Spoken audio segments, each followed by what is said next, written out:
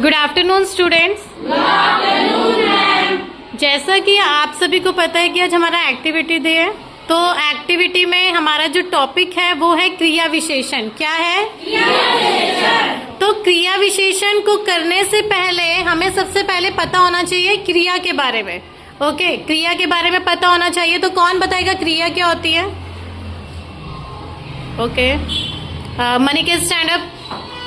जो सब किसी काम के करने या होने का बोध कराते हैं उन शब्दों को क्रिया कहते हैं। जिससे हमें किसी काम के करने का या होने का पता चलता है उसे हम क्रिया कहते हैं। ओके, आप एग्जाम्पल दोगे कोई उदाहरण?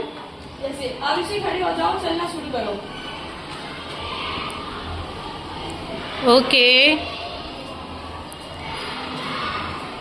मनिकेत आपने से चलने के लिए क्यों बोला? ये मैं एक एग्जांपल देना चाहता था, जैसे चलना काम है। ओके, तो आरुषि अभी चल रही थी, तो इसमें काम क्या है? चलना। अच्छा, दूसरा उदाहरण कौन देगा? ओके, औजस आप बताइए। भेड़ बकरियों की चिंता मत करो, मैं तुम्हें सम्राट बनाने वाला हूँ। सम्राट वह क्या भला होते हैं। अच्छा, आपने ओजस गर्वित को पढ़ने के लिए क्यों बोला? क्योंकि पढ़ना भी एक काम है।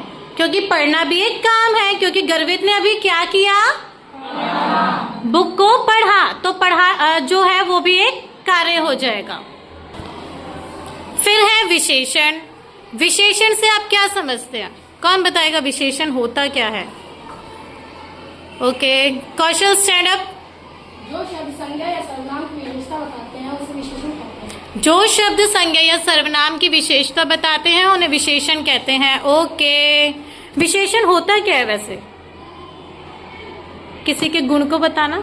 जब किसी भी चीज के गुण को, क्वालिटी को बताया जाएगा तो वो आपका क्या हो जाएगा? विशेषण। अच्छा, इसका उदाहरण कौन देगा? साध्या। बोतल नीली है, इसमें बोतल की विशेषता बताई जा रही है कि बोतल नीली है, तो इसमें नीली विशेषण है। हाँ, वेरी गुड। बोतल की विशेषता बताई गई कि बोतल कैसी है? नीली। तो नीली क्या हो जाएगा? इसका गुण हो जाएगा या विशेषता हो जाएगी। दूसरा उदाहरण कौन देगा? लिवांशी। उदाहरण जैसे अंकुश और विवेक खड़े हो जाओ। अंकुश और विवेक खड़े हो जाओ। आपने इनको खड़ा क्यों किया? मैम, क्योंकि अंकुश लंबा है और विवेक छोटा है। अच्छा, अंकुश की विशेषता है कि वो लंबा है और विवेक की विशेषता है कि वो छोटा है। अच्छा, तो इसमें क्या हो जाएगी इसकी विशेषता? लंबा और छोटा। तो हमने क्रिया और विशेषण के बारे में जाना। तो आज का हमारा टॉपिक क्या था? क्रिया विशेषण। तो क्रिया विशेषण की परिभाषा किसे पता है? क्या होता है क्रिया विशेषण? गर्वित। जो शब्द क्रिया की विशेषता बताते हैं उन्हें क्रिया कहते हैं। जो शब्द क्रिया की विशेषता बताते हैं उन्हें क्रिया विशेषण कहते हैं। क्रिया की विशेषता कैसे? जैसे आप काम को किस तरीके से कर रहे हो, किस समय कर रहे हो, उसका आभास हो। जैसे मान लो कि मैंने बोला कि, जैसे उदाहरण के तौर पर बच्चा तेज तेज रो रहा है, तो बताओ पहले इसमें काम क्या हो रहा है? रोना। रोना क्रिया है, लेकिन क्रिया की विशेषता क्या बताई है? तेज तेज। तो बच्चा कैसे रो रहा है? तेज तेज रो रहा है। तो इसमें क्रिया की जब विशेषता भी उसके साथ बताई जाएगी तो वो हो जाएगा क्रिया विशेषण। तो इसी प्रकार क्रिया विशेषण को 4 भागों में बांटा जाता है। पहला है कालवाचक, दूसरा है स्थानवाचक, तीसरा है रीतिवाचक और चौथा है परिमाणवाचक। तो सबसे पहले हम जानेंगे कालवाचक के बारे में। तो सबसे पहला, जैसे मैंने आपको बताया, कालवाचक। तो कालवाचक कौन बताएगा क्या होता है? रिदम। जिसमें क्रिया के साथ साथ समय का पता चले। जिसमें क्रिया के समय का पता चले कि वो काम हो कब रहा है। जैसे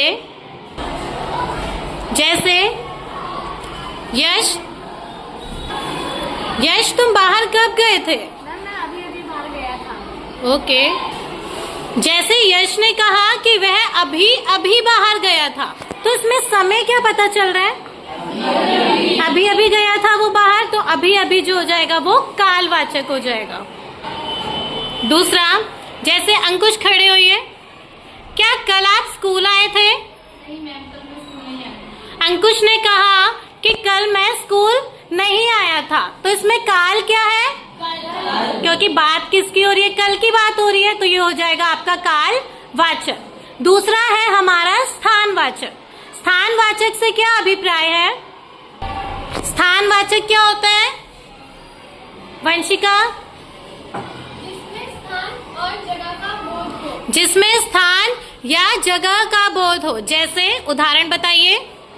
हम यहाँ पर पढ़ रहे हैं। यहाँ पर कहाँ पर? कक्षा में। कक्षा में। हम कक्षा में पढ़ रहे हैं, तो स्थान क्या है इसमें? कक्षा, क्योंकि आप किसी जगह पर ही तो बैठे हो ना। अच्छा, दूसरा उदाहरण। मैम मैं ऑफिस जा रही हूँ। ओके, वंशिका ऑफिस जा रही है, तो बताओ इसमें स्थान क्या है? क्योंकि वंशिका कहाँ जाने की बात कर रही है? तीसरा है रीतिवाचक। कौन बताएगा रीतिवाचक? ओजस। हमें किसी के काम रीति- गति और नहीं पता चलता। जैसे ओजस ने कहा कि जिसमें हमें किसी काम की गति, रीति या उसके ढंग का पता चले, वो होता है रीतिवाचक। जैसे कशिश, ये क्या कर रहे हो आप? कशिश तेज तेज हवा कर रही है, तो ये तेज तेज क्या है? क्योंकि इसमें हमें तरीका पता चल रहा है कि कशिश हवा तो कर रही है, लेकिन कैसे कर रही है? तेज तेज। दूसरा उदाहरण, आप यहाँ पढ़ना शुरू कीजिए। एक दिन वहाँ से किसी दूसरे देश का सौदागर गुजर रहा था। अचानक उसकी नजर गई। अरे आराम आराम से, कितनी जल्दी जल्दी पढ़ रही है आफिया। आफिया कैसे पढ़ रही है? तो जल्दी जल्दी क्या है कि आफिया पढ़ तो रही है, लेकिन कैसे पढ़ रही है? बहुत ही जल्दी जल्दी। फिर लास्ट है परिमाणवाचक। परिमाणवाचक क्या होता है गर्वित? जिन शब्दों से क्रिया के परिमाण या क्वांटिटी का बोध हो उन्हें परिमाणवाचक कहते हैं। जिससे हमें परिमाण का बोध हो किसी भी वस्तु के कि कितनी है वो वस्तु, ज्यादा है, कम है, कुछ है, तो वो क्या हो जाएगा? एक तरीके से उसकी क्वांटिटी का पता चले। उदाहरण, अरे अंकुश और निखिल, तुम कितना बोलते हो?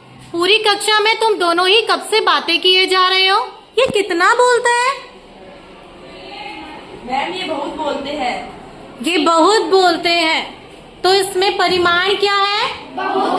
क्योंकि मनिकेत ने क्या बोला कि ये बोलते तो हैं, बातें तो करते, लेकिन बहुत करते हैं। कौशल, तुम कितनी कॉपी देने जा रहे हो? मैम मैं कुछ कॉपी देने जा रहा हूँ। कौशल ने कहा कि वो कुछ कॉपीज देने जा रहा है, तो इसमें जो कुछ है वो क्या है? परिमाणवाचक। तो आई होप कि आप सभी को कालवाचक, स्थानवाचक, रीतिवाचक, परिमाणवाचक, जो कि भेद है क्रिया विशेषण के, अच्छे से समझ आया होगा। धन्यवाद।